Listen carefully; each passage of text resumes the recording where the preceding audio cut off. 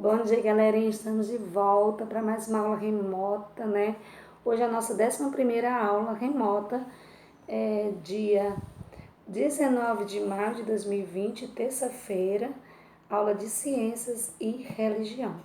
Na aula de Ciências, nós vamos primeiro fazer aquela correção das tarefinhas de casa da aula passada, certo? Logo depois a gente entra no conteúdo de hoje. E a tarefinha de casa da aula passada, na página 47, era para você completar a tabela dos horários que você vai dormir durante uma semana, né? Começando da segunda até o domingo. Como nossa aula de ciências sempre é na terça, começa na terça e termina no domingo, né? E aí você tem que ver, marcar a hora que você vai dormir na noite, no dia seguinte você marca a hora que acordou e durante o dia você percebe se você teve cansaço ao longo do dia. E aí você bota sim ou não, né? E o que a gente precisa saber aí que nosso organismo tem um tempo, né, gente? Um próprio ritmo que a gente tem que respeitar. Então a gente tem que dormir uma quantidade de horas que seja suficiente para a gente restabelecer as nossas energias, né, gente? Então é isso. Você vai marcar tudo, todos os horáriozinhos, né, durante uma semana. Quando a gente conseguir se encontrar no físico, a tia vai ver isso aí com vocês, tá bom? Respondendo a B, C, D também, você pode responder aí sobre essa atividadezinha que você completou da tabela, tá bom? E aí na segunda, você viu que os animais têm hábitos de vida diferentes? Que outros animais você conhece que têm hábitos de vida noturna e de vida diurna? Então tem que citar pelo menos 3 exemplos. E aí de animais de vida noturna, vocês falaram para mim o que é? Que existe o morcego, né? O lobo, a tarântula, gambá, jacaré de papo amarelo, a onça pintada, a jararaca e entre outros. E os animais de vida diurna são o orangotango, coati, a abelha, borboleta, ariranha, chimpanzé e entre outros. Então, basta você colocar 3 exemplos de cada, certo? E aí, de acordo com os exemplos que você colocou, você vai desenhar na página 48, né? Sobre os animaizinhos apresentados de hábitos diurnos e noturnos, dos quais você desenhou na segunda questão. E aí, na quarta questão, você vai escolher um desses animais e pesquisar. E aí vai escrever essa pesquisa no caderno, né? Um pequeno texto sobre essa pesquisa, falando sobre o ciclo de vida, certo? Do animal que você escolheu, né? Um desses animais da segunda questão, tá bom? E aí termina a correção da tarefa de casa, vamos para a de hoje, que é ritmo das plantas, na página 49. Vimos que os animais apresentam comportamentos diferentes de modo com a passagem do tempo. Isso também ocorre com as plantas. Entre as plantas, por exemplo, existem aquelas que só dão flores em uma época do ano, uma vez no ano, né? É o caso do ipê amarelo, uma árvore comum em todo o território brasileiro e muito usada para decorar por causa da sua coloração das flores, né? Porque ela tem branca, às vezes é amarela, tem outras rosas, outras roxas. E o período da floração dela acontece no fim do inverno, acompanhada do período da queda das folhas, depois das flores. E aí é a vez dos frutos que começam a surgir na primavera. Você conhece a flor e o fruto do ipê amarelo? Tá aqui a flor e o fruto.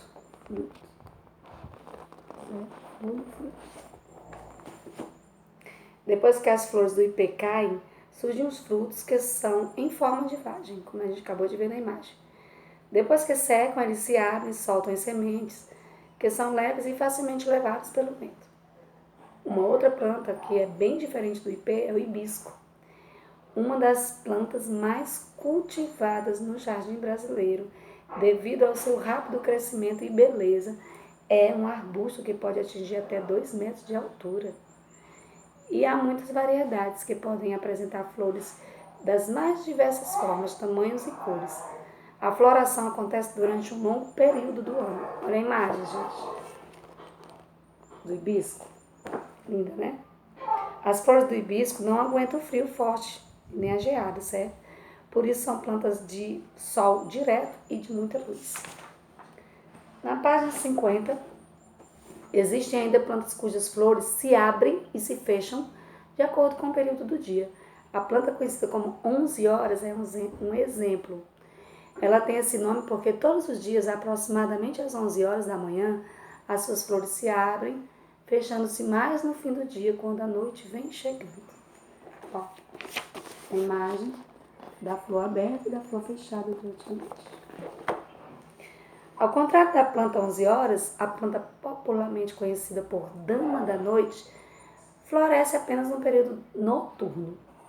As flores, grandes e perfumadas, abrem-se somente uma vez, a partir do começo da noite, tornando-se bem abertas por volta das 23 horas e fechando-se na manhã seguinte. Olha, ela toda aberta. Que linda, né, gente? Dama da noite. E aí, todos esses ritmos dos seres vivos que apresentamos são controlados pelos, exatamente, relógio biológico. E como você pode perceber, são ajustados pelas mudanças que ocorrem com o passar do tempo na natureza, como o dia, a noite ou então até as estações do ano. Aí na página 51, meu, seu, nosso. Vamos conhecer um fenômeno muito interessante. Piracema. Então vamos lá. O indígena fala assim: a palavra piracema é de origem tupi, significa subida do peixe, como os indígenas descreviam esse fenômeno. Um fenômeno comum entre muitas espécies de peixe no mundo todo e relacionado ao ritmo biológico é a piracema. E aqui está a imagem da piracema, ó. Os peixinhos subindo, rio acima, né, gente? Na maior parte do Brasil, a piracema acontece durante o período das chuvas de verão, que vai aproximadamente de novembro até março. Com a aproximação do verão, a temperatura aumenta e as chuvas são mais frequentes. Esses sinais ambientais são interpretados pelos peixes como indicadores da chegada do momento oportuno para realizar a piracema. A piracema é o movimento que os cardumes de peixe realizam nadando contra a correnteza e subindo os rios, em busca de locais adequados para se reproduzirem e realizarem a sua desova. Nesse período, os peixes ficam mais vulneráveis e alguns pescadores se aproveitam dessa fragilidade para capturar muitos peixes. Por isso, durante a piracema, a pesca é proibida por lei. E é preciso que as pessoas se conscientizem da importância de respeitar o ciclo reprodutivo das espécies. E aí a gente vai resolver a página 51, que depois que a gente sabe da importância da preservação desse recurso natural e do consumo consciente, vamos assinalar as atitudes que devemos ter. E aí durante a nossa aula ao vivo, né, do nosso aplicativo, a gente viu que as alternativas corretas são: consumir preferencialmente peixe em água salgada, não comprar peixe quando não sabemos a sua procedência e pescar em ambientes marinhos, né, gente? Nada de pescar no ambiente de rio, d'água doce, né, gente? Em época da piracema, né? E aí na página 52, o que você acha, né? Você viu anteriormente que a piracema é muito importante para a reprodução dos peixes. Agora imagine, se a pesca não fosse proibida durante a piracema, o que você acha que aconteceria com a população de peixe? Então, claro, a gente tem que ver aí que a proibição da pesca é justamente a proteção dos estoques pesqueiros, né, gente? E que este já pode estar até diminuindo por conta das pessoas que fazem tudo ao contrário das leis, né, gente? E aí acarretando que algumas espécies já estão correndo risco de extinção em decorrência dessa pesca em excesso, né? Então é justamente isso, né? Se não existisse essa lei, a gente já não teria nem muitas espécies de peixe, né, gente? Porque com certeza as pessoas estariam pescando na época da desova, né, dos peixes, e aí futuramente não teria mais peixes para os estoques pesqueiros, né, que a gente já vê que já está diminuindo já atualmente, mesmo com a lei. Imagina sem a lei, né? E aí vamos para a atividade, ainda na página 52, atividade 1. Os ritmos dos seres vivos estão relacionados a alterações ambientais, muitas vezes decorrentes dos movimentos da Terra. A gente sabe que os movimentos da Terra é rotação e translação, né? Então vamos associar os fatores ambientais ao tipo de comportamento dos seres vivos. 1 para a luz, que é dia e noite, 2 para a temperatura e 3 para a fase da Lua. Então no primeiro quadrinho, à medida que a Terra se aquece, a neve no habitat das lebres do Ártico derretem mais cedo, deixando o animal exposto aos predadores. O que a gente vai botar nesse primeiro quadrinho? Certo, temperatura. Está relacionado à temperatura, que é o 2. E aí na linhazinha, qual é o movimento da Terra que causa isso? Exatamente, translação. No segundo quadrinho, os escorpiões passam o dia sob pedras, paus podres, folhas mortas, etc., para se esconderem da luz do sol. À noite, saem em busca de alimentos. Então, está relacionado a quê? Exatamente, a luz. Então, 1. E qual é o movimento que provoca luz, dia, noite? Isso, rotação. Terceiro quadrinho, no hemisfério norte, as folhas das árvores reaparecem na primavera conforme o frio diminui. Então, a gente está se relacionando a quê? Exatamente, temperatura. Então, 2. E qual é o movimento que causa as estações do ano? Isso, translação. No próximo quadrinho, insetos como as formigas-leão cavam buracos maiores e mais profundos no solo durante a lua cheia. Então aí a gente já está se referindo às fases da lua, né, gente? Então já é o quê? 3. E o que a gente vai escrever nesse quadrinho? Certo, translação, porque o movimento das fases da lua se dá com a translação. E o último quadrinho, o girassol, tem esse nome por acompanhar o movimento aparente do Sol, né? Então a gente está referindo a quê? Claro, a luz. Se ele está acompanhando o movimento do Sol, está olhando sempre para o Sol, claro que é luz. E o que causa a luz e não a luz, né? A luz é o dia e sem a luz é a noite. O que causa esse fenômeno dia e noite? Claro, o movimento de rotação. Então, no último quadrinho, e rotação.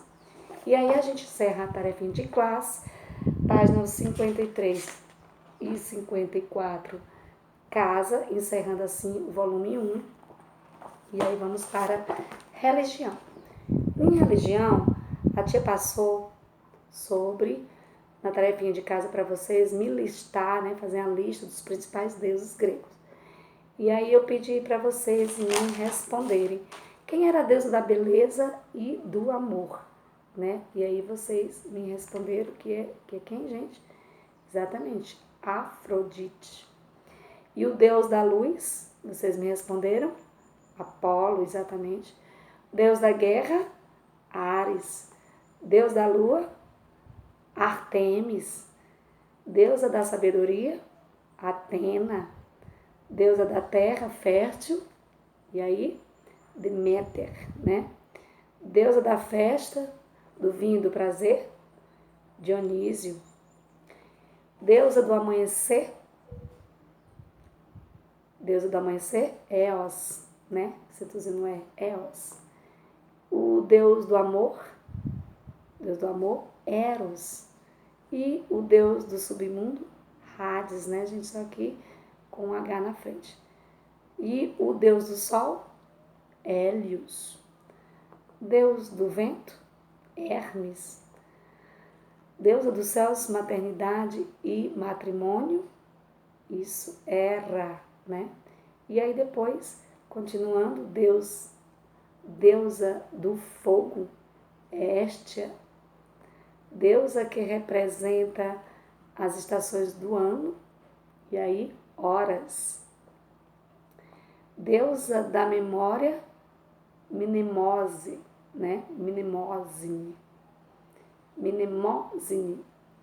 E aí, deus dos mares, Poseidon, deusa da lua, Selene, deusa das leis, Tênis, e o deus dos deuses, Zeus, né?